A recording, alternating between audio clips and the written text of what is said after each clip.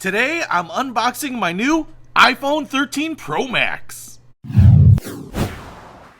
What's happening, Panda Nation? Peter Von Panda here. So this is the latest and greatest iPhone from Apple, and it is a totally iterative product that exemplifies why a visionary like Steve Jobs is so missed, because we have apparently no more game-changing products in our lineup, Apple. So why did I upgrade to this? Well, first of all, the packaging is always nice on Apple products, always well thought out. Makes it easy on my delicate hands. But I picked this up because a couple reasons. One, they added this new color. I can't remember if it's blue, but it's actually a really slim box now.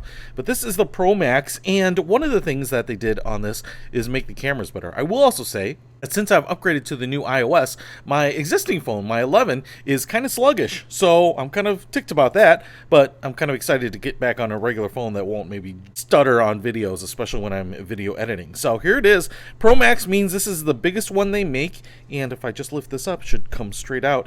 And what's different about this one over my 11 is that it has this flat edge, kind of reminiscent of the original iPhone 5. It's really beautiful. I mean, I'm not saying that Apple doesn't make great products. I'm just saying that, is there anything hugely different about this over the other ones? It does have this like aluminum, I guess, or maybe stainless steel. It has a little bit of that blue tinge, but it's this glass back here. It's frosted and is blue. I just thought I'd try something different. My iPhone 11 was green. You can see, I think this is like a sapphire lens up here. You can see the three lenses. I think maybe one is 3x. I think on mine it was 2x, and then a 0.5 wide angle, and then your standard 1x zoom, all optically stabilized. And then you also have your flash right there. I mean, feels great. It actually feels pretty heavy in the hand. It's interesting, this little cover here shows you that you have your volume rockers, your mute switch right there, and then your power button over here, then your SIM tray over here, and then I don't know what that is. You can also see the seams here where you've got the different bars coming together. So if I pull this off, oh, it's a big piece of, I don't know if it's Gorilla Glass, but I think it's a Gorilla Glass, but I think it's the hardest one ever. You can see how thin it is, how flush that glass is.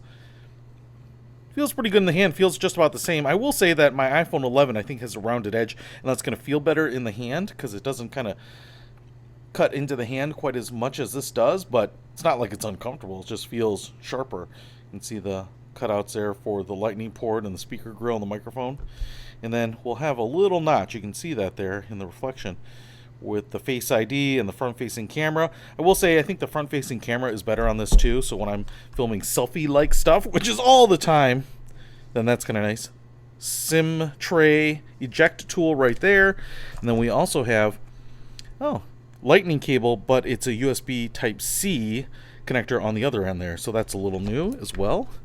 And then I think there might be a little bit of a charge, so if I hold down this button here, there we go, should come on and allow me to go through the setup on this. So pretty nice. I'm pretty excited about it, even though, like I said, even over my 11, I think everything about it is just a step up. Obviously you can see the screen there goes more edge to edge than my old one, but again, I think it's a smart evolutionary step, and it's what we expect. But man, I'd like to see some game-changing stuff, 120 hertz, backlit, color e-ink, maybe the folding screen like that LG. That one seems really cool.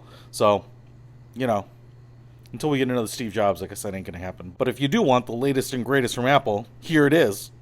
Pretty cool looking though. I'll put a link to it in the description below. Peter Von Panda, out! We can discover more and explore so much deeper.